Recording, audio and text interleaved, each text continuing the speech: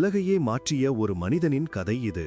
கம்பிகள் இல்லாமல் செய்திகள் பறக்கட்டும் என்று கனவு கண்ட ஒரு இளைஞனின் பயணம். அந்த கனவு எப்படி உலகை சுற்றி வந்தது என்பதை இப்போது பார்க்கலாம். அவரது பெயர் குலியல்மோ மார்கோனி. ஒரு சாதாரண இத்தாலிய இளைஞன், ஆனால் அவரது கண்டுபிடிப்பு அசாதாரணமானது. 1874ஆம் ஆண்டு இத்தாலியில் பிறந்த மார்கோனி மின்சாரத்தின் மீது மிகுந்த ஆர்வம் கொண்டிருந்தார். ஹெட்ஸ் அவர்களின் மின்காந்த அலைகள் பற்றிய ஆராய்ச்சிகள் அவரை மிகவும் கவர்ந்தன. இளம் வயதிலேயே அவர் விஞ்ஞான பரிசோதனைகளில் ஆர்வம் காட்டினார். அவரது அறிவியல் ஆர்வம் அவரை ஒரு புதிய கண்டுபிடிப்புக்கு இட்டுச் சென்றது. 1890களில் கம்பிகள் இல்லாமல் சிக்னல்களை அனுப்பும் முயற்சியில் மார்கோனி ஈடுபட்டார். அவரது அறை ஒரு ஆய்வுக்கூடமாக மாறியது. எளிய டிரான்ஸ்மிட்டர்கள் மற்றும் ரிசீவர்களை அவர் தானே வடிவமைத்து உருவாக்கினார். தனது தோட்டத்திற்குள் சிக்னல்களை அனுப்பி முதல் வெற்றியை அடைந்தார்.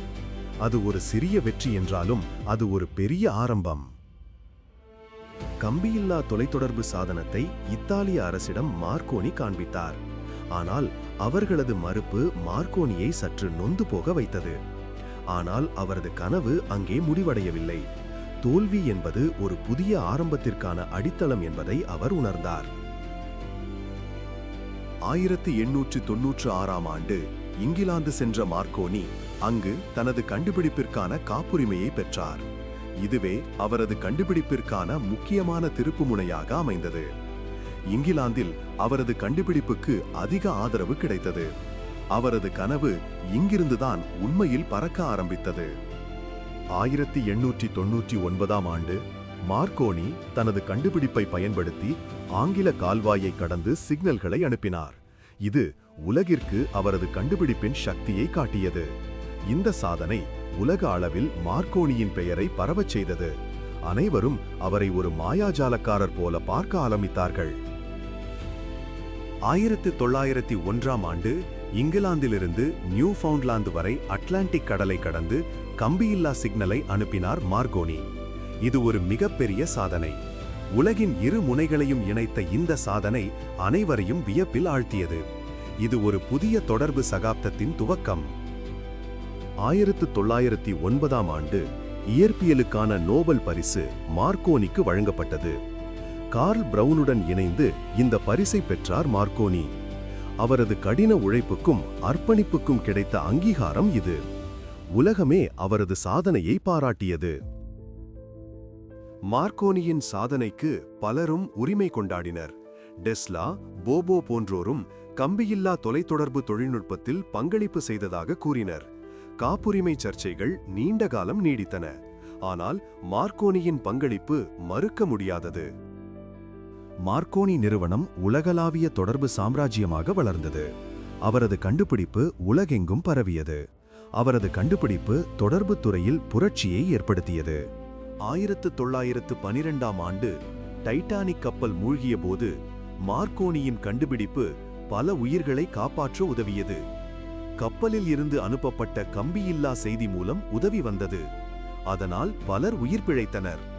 இந்த நிகழ்வு அவரது கண்டுபிடிப்பின் முக்கியத்துவத்தை உலகுக்கு காட்டியது.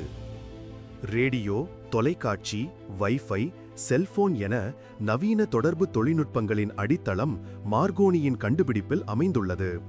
அவரது கண்டுபிடிப்பு உலகை ஒரு சிறிய இடமாக மாற்றியது.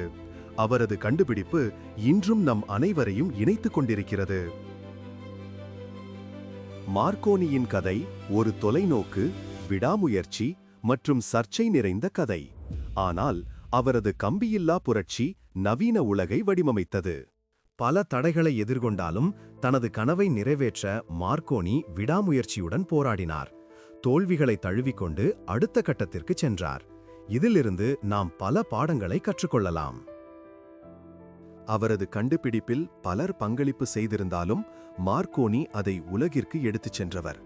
அவரது திறமை மற்றும் விடாமுயற்சிதான் அவரது வெற்றிக்கு காரணம். ஒரு சிறிய தோட்டத்தில் ஆரம்பித்த பரிசோதனை உலகை சுற்றி வந்தது. அதற்கு மார்கோனியின் கடின உழைப்பு, விடாமுயற்சி, தொலைநோக்கு ஆகியவை காரணம். கம்பிகள் இல்லாமல் உலகை இணைப்பது மார்கோனியின் கனவு. அந்த கனவு இன்று நனவாகியுள்ளது. அவர் கண்டுபிடித்த தொழில்நுட்பம் இன்று நம் அனைவருக்கும் பயனுள்ளதாக இருக்கிறது. மார்க்கோனியின் கண்டுபிடிப்பு உலகை புரட்டி போட்டது.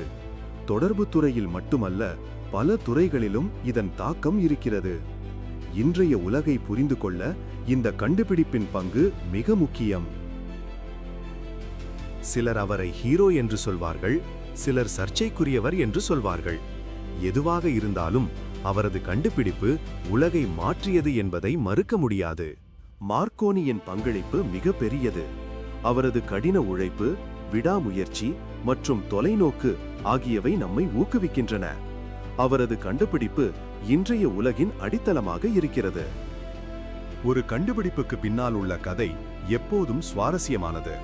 மார்க்கோனியின் கண்டுபிடிப்பின் பின்னணியில் உள்ள கஷ்டங்கள், சவால்கள் மற்றும் வெற்றிகள் ஆகியவற்றை பற்றி தெரிந்து கொள்வது மிகவும் முக்கியம். மார்க்கோனியின் வாழ்க்கையிலிருந்து நாம் பல பாடங்களை கற்றுக்கொள்ளலாம். விடாமுயற்சி, தொலைநோக்கு மற்றும் கடின உழைப்பு ஆகியவை வெற்றிக்கு மிகவும் முக்கியம் என்பதை அவரது வாழ்க்கை நமக்கு காட்டுகிறது.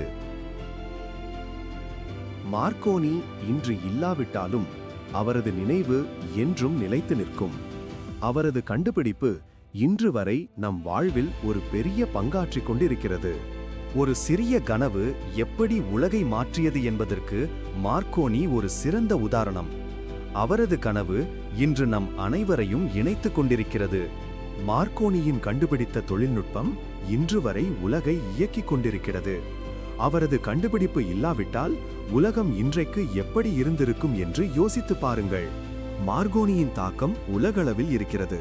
அவரது கண்டுபிடிப்பு பல துறைகளில் புரட்சியை ஏற்படுத்தியுள்ளது. அவரது கண்டுபிடிப்பின் தாக்கம் இன்னும் பல வருடங்களுக்கு இருக்கும். மார்க்கோனி இத்தாலியின் பெருமை. அவரது கண்டுபிடிப்பு இத்தாலியன் புகழை உலகெங்கும் பரப்பியது. அவரது கண்டுபிடிப்பை இத்தாலி என்றும் நினைவு கூறும். இங்கிலாந்தில் தனது கனவை நிறைவேற்ற மார்க்கோனிக்கு வாய்ப்பு கிடைத்தது.